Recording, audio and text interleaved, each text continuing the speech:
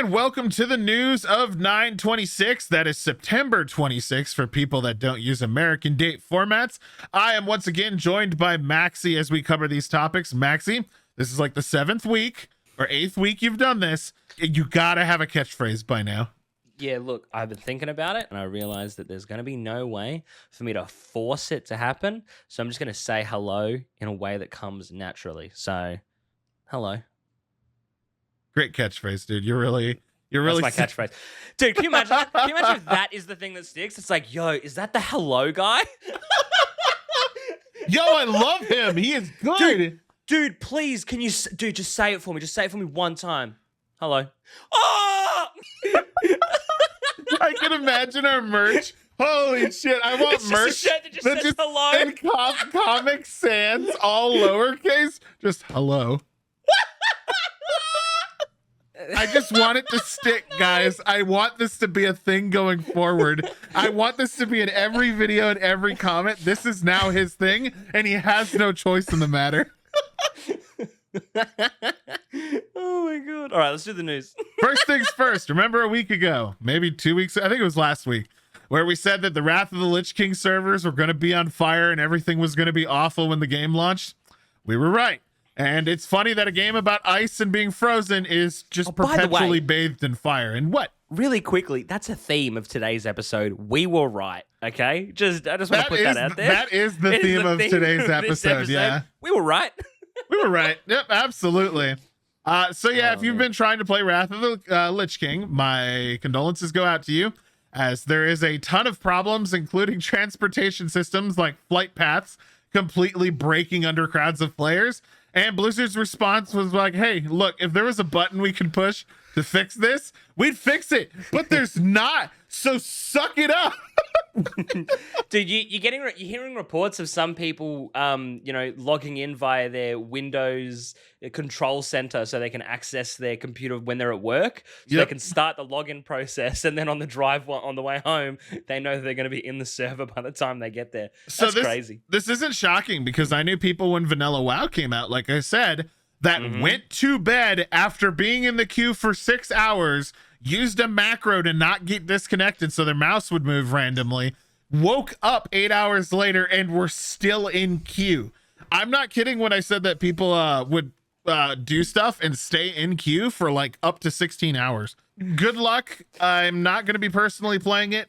I don't expect Blizzard to fix this anytime soon, and I think that what's going to happen is maybe in 2 weeks when these are all completely gone and the server queues are normal and everything, just like with with Vanilla WoW when it launched, Blizzard will take credit, say we handled it, and then stop talking to everyone again. I think you have to understand, right? Whenever something like this comes out or a new game comes out and everybody's like, wow, how do they not anticipate this? They genuinely try, but you have to remember that servers are expensive, right? So a company has to make a decision of how many servers they want to buy or how many servers they want to rent out and everything like that. And if you rent out too many servers that aren't being used or too many servers that aren't needed, then it's technically a loss for your company. So it's always a decision that gets made. How many servers? Do we get 100 or 1,000 or et cetera, et cetera, et cetera? And then a lot of the time when we have issues like this, their thought process is, well, is it necessary for us to pay for new servers or pay for more servers because, will this player base bleed away? All these game companies think about this kind of stuff. So just kind of keep that in mind when you're screaming in the chats or in the comment sections of all these posts and everything and being like, they should have anticipated this stuff. Because look, just to side with them for just a little second, play devil's advocate a little bit, this is part of the decision-making process. Like I said, it's not just a button that you open up servers on, And hey, guys, Blizzard has so much goodwill towards the community currently. Exactly. And has such a good public image that they don't need to spend a little bit of money and possibly not make a couple extra $1 million to have a really good launch for their fan base and really get back in that good public light because everyone loves them so much already. Taking a small financial hit in the grand scheme of things to make sure that there's no queues or anything like that. It's not something they need to do. Just give Blizzard, the multi-billion-dollar company, the benefit of the doubt. Yeah. Come on, guys. And good luck. I'm glad that the game looks fun and everything's cool. And for those of you that are sitting in queues, what are you doing to pass the time? Yeah, let us know in the comments what you're doing to pass the time. You guys getting involved in Marvel Puzzle Quest? What a good game. Yo, join my clan. No, I'm just kidding. All right, next topic. E3 is coming back, and it is going to be returning in person, not like digital or anything like that. and it will be taking place in the Los Angeles Convention Center from June 13th to June 16th. The big thing that is worth mentioning here is that Godfoot and myself will most likely be going to this, but we will be going on the... I'm not invited. No, you're not invited. It's just, you're all the way over there and we're over here. All right. Do you understand the logistics? I mean, maybe if you're here randomly, you can come with, I guess. Yeah, done. But essentially, Well, I mean, we were talking about coming in June, so maybe the stars align. Anyway, sorry, continue. They're breaking it up into two separate events. There's going to be the game industry 2 days, and there's going to be the public of the public days for 2 days. We will most likely be going to the game industry one because honestly, I just want to get work done. We want to record stuff, see stuff, do it in that workspace without like 30 billion people. There will be a business exclusive area that's planned to have quiet workspaces for business to meet with one another and to do one-on-ones and stuff. But it's nice. They're bringing it back, and I'm excited to see E3. I hope that a couple of game companies that pulled out of E3 go back and, you know, start putting things into these events once more. I don't think we need like 17 game conventions a year to be able to show off games and do all this big stuff. I think we're definitely in the digital era of doing most things in digital format, but it's just nice to have like that one analog hands-on event that we can do in the United States that isn't like a fanfare event like PAX or whatever. Because remember, E3 initially was industry-based. It was only industry-based. It was for game devs and people who work in the industry to essentially have a convention for them and not the general public. So it's good. I've been there once. It was awesome, and I hope to go there again.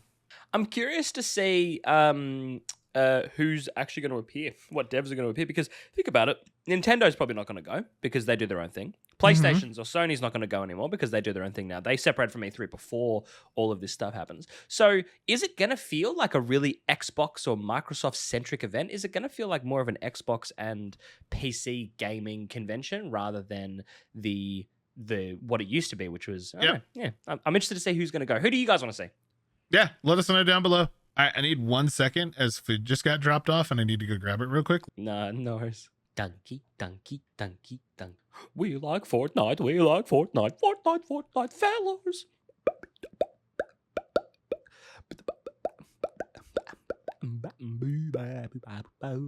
Hey, yo, guys, hot take.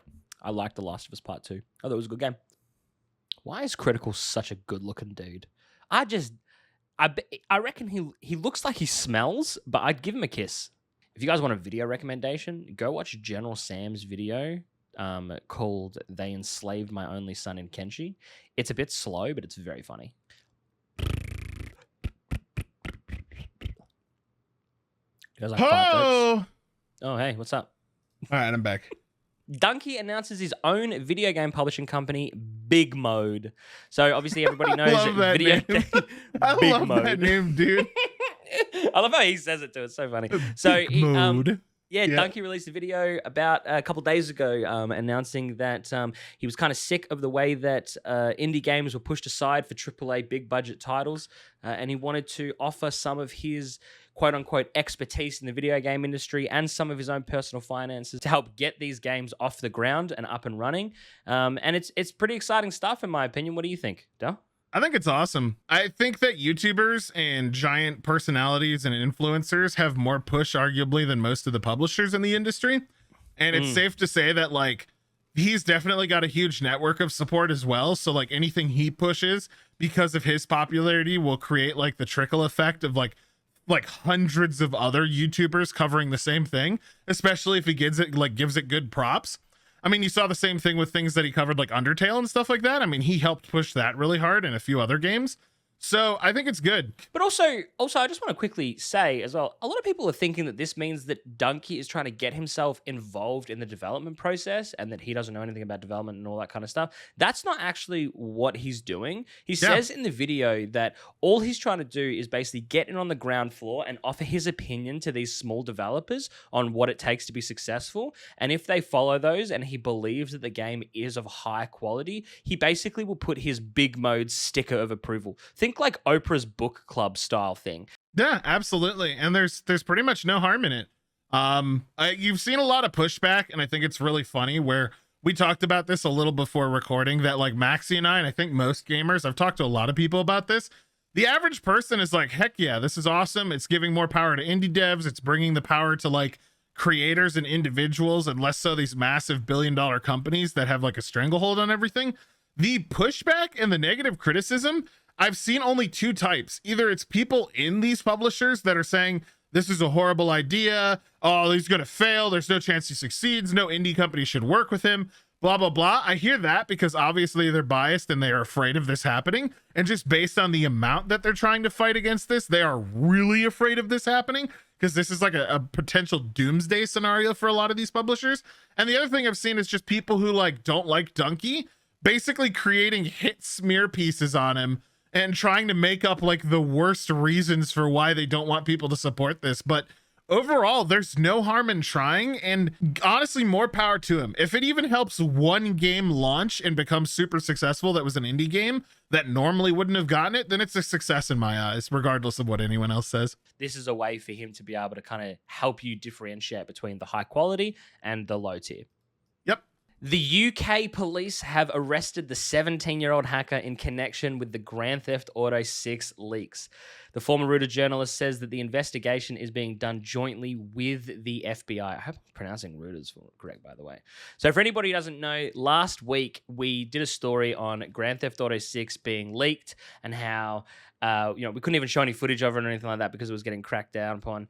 It was tweeted out by Matthew Keys today saying that the 17-year-old suspect was arrested in Oxfordshire and is believed to be connected to a group identifying itself as hold up, Lapsus. it's Oxfordshire.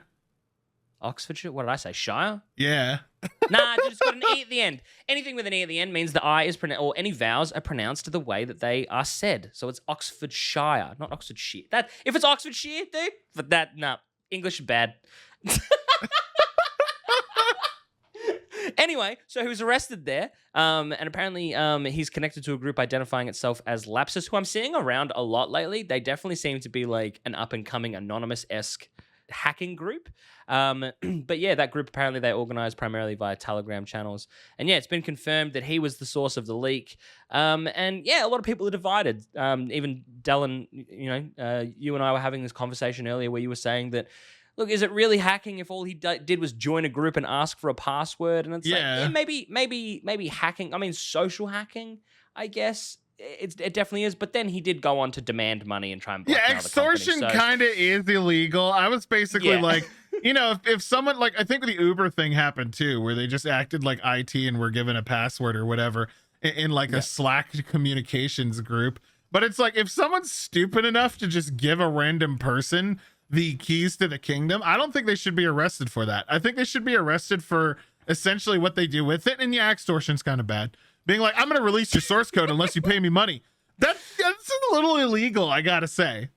Call of Duty is betting big on AI. Will it pay off? And essentially the TLDR of this is that they want to put bots in their games. Obviously, they want to make like their ground war mode a lot more immersive and to essentially have like a lot of AI around. So it's not just players shooting players in empty cities, which I'm all for. Believe it or not, Battlefield 2042 did this in their beta. They had a bunch of bots around that really made it feel like a constant war zone. You would never go to a point and just see it was completely empty and just stand there for 3 minutes twiddling your thumbs while no one tried to stop you. There was actually AR that would show up and try to shoot you in the face.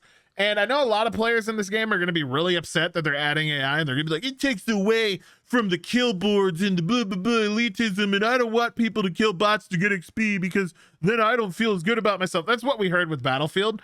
But I think it's good. I think if they can make bots, which they absolutely can, a actual challenging experience based on MMR scaling, or even like tweak them as you go higher in the ELO or MMR, like, whatever you call it these days, that's fine. And I'm all for shooting crap idly and using airstrikes and stuff on AI because it looks cool, rather than just sitting on a point, just getting up and getting down and crouching and spinning in circles, just waiting for something to happen when nothing does. How do you feel about this? I'm one of those people. I love Titanfall and Titanfall 2's attrition game modes, which was this. It was a team of, I think it was 8v8 with 12 or 30 bots or something like that running around on each team.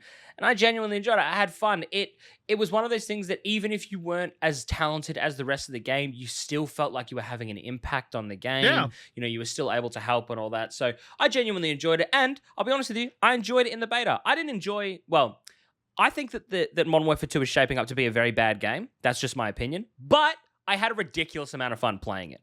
And that's kind of something that's important to differentiate. Having fun and understanding that something is a bad game are two very different things. Something can be bad and you can have fun. Something can be a great game and you didn't enjoy it. As an example, that Plague game, the Two Tails or whatever it's called. Plague Tale, yeah. Bored the absolute crap out of me. I understand that it's a good game. I couldn't get into it. I could not get into it, but I understand that it's a good game, right? Yeah. And it's the exact same opposite works as well, right? It can be a bad game and you still have fun. I absolutely enjoyed running around in every game mode. I absolutely loved running around in Invasion. I loved Ground War though. Like Dell and Godfoot and a couple of our friends, we all jumped in and played that. That was an absolute fucking blast. The quick play game modes were fun. I love running around with a shotgun and trying out different weapon builds and all that kind of stuff. Look, yeah, there's still some massive teething issues with the game, but as far as I'm concerned, this is not one of them. I think the AI was smart. I think it's way smarter than the AI in Titanfall as well. It actually fights you. It kills you. Like, they're not pushovers.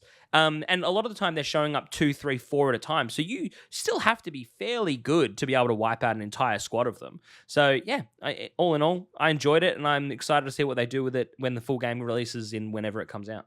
And it is worth noticing that this AI is going to exist across multiple game modes. You've got it in multiplayer in the 20v20 modes. In Warzone 2.0, apparently AI are going to be littered across the new maps in strongholds, protecting rare loot, which I think is actually kind of cool. Yeah. Spec Ops missions are back. Let's go, baby. I love the Spec Ops missions in the MW series. They are so fun, and I'm so glad they're back. And obviously, AI is going to be present in them. And then we've got some Destiny-style co-op missions, which are raids with complex AI encounters and combat puzzles. So Dell's all set for that, guys. Don't worry. No more Destiny 2 content from Dell. Oh, my God. And then we've got the DMZ mode, which is the new Tarkov-esque extraction mode, which is launching alongside Warzone. And I'm really, really interested in seeing how good that will go, because I've been a hardcore Tarkov fan. I played Tarkov when I could only play on Russian servers. I've been playing that game for actually years. And to hear that Call of Duty is putting their own spin on it, that's exciting to me. I'm keen.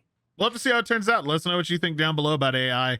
I really want to see these polarizing comments, because I know a lot of people in my friends list hate them, but I know that the vast majority of players like AI because it makes them feel good about themselves. If you're not in the 1%, you're not going to be able to beat the 1%. And so being able to kill stuff in general and still level your guns and get experience and rank up, it just feels good. So we'll have to see. Let us know. Netflix is starting its own game studio. You excited?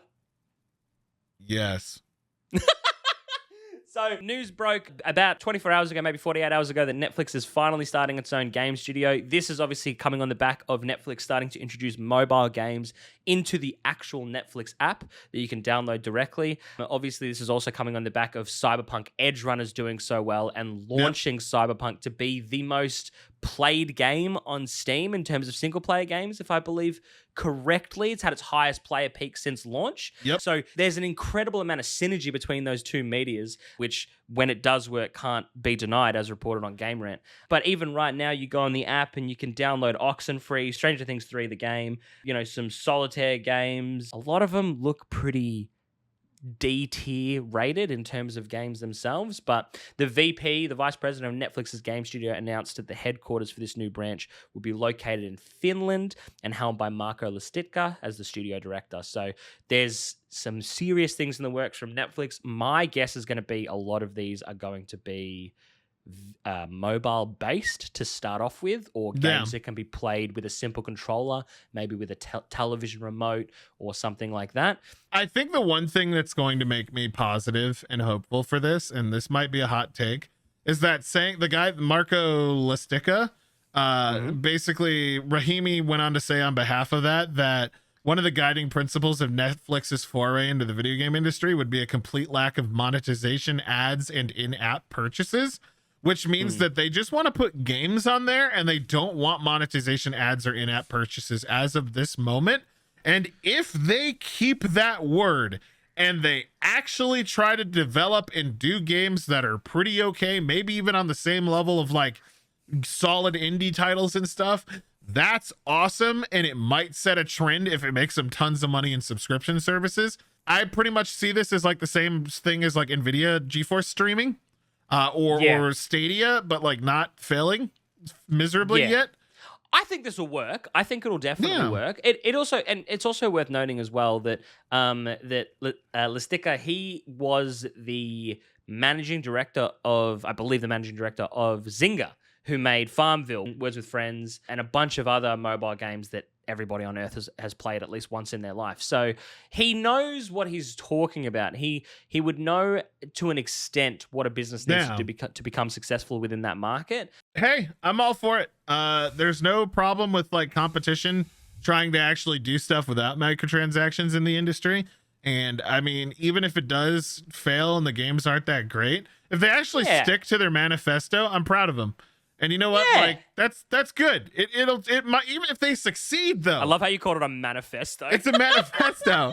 So if they succeed though, okay, yeah, they could influence other people to stop doing microtransactions if it's super successful and makes money.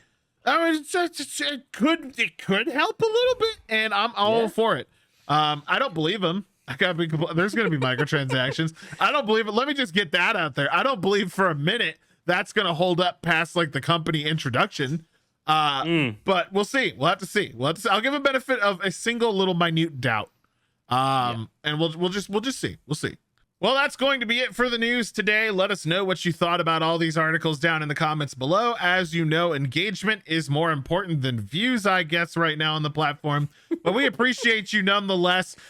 We definitely try to respond to all the comments. I mean, you can see all the likes and the responses in the comments themselves, especially since Maxxii's account is flagged as an editor now. So he actually gets a little proper response, like an official response icon next to his responses in the comments. Which look, I look, I'm not sure how stoked I am about that, by the way. I used to like being like a little bit sneaky. People didn't fully understand that I was the guy in the video. So sometimes I would complain about myself to people and they'd be like, yeah, he's not very good. But now everybody knows that it's me. They know that it's you, yeah. But you always give them a prompt. What do you want them to comment down below this week? Look, I think the Netflix story is the most interesting story to me. I know it's the very end story. I don't usually focus on the end story. I want big mode often. Comments, dude. No, because the big mode. Look, first off, definitely comment big mode. Definitely comment whether or not you'd wear a hello t-shirt. By the way. Oh yeah, that's right. That was a bit. I forgot. Fuck you. But personally, what do you guys think Netflix could do that would be different, that would shake it up? You know, in terms of these games that are being developed, do you think that all they're going to do is release mobile games on their platform, or do you think that they're going to try something new and unique and different? I'm interested to see what you guys think that they could be trying to do, and if you'll give it a go, because you know I'm all about shaking it up and being innovative within this industry, and we haven't seen anything in a very long time. I think since VR was kind of like the last innovation we've seen in gaming that I can think of. So what do you guys think? All right, that's it. That's the whole thing. Imagine if we just ended the video. That's it. No, that's it. That's the end of the video. Bye. So yeah, if you like the video, if you like the news, just hit the like button, share it with people, go throw it on social media, slam it into your friend's face, just make them watch the video. And yeah, you're going to get this joke that Maxxii's laughing about, I'm sure, in editing. But as of right now, I'm just going to end it off. Until the next video, this is Del and Maxxii. We'll be seeing you. Bye. Bye.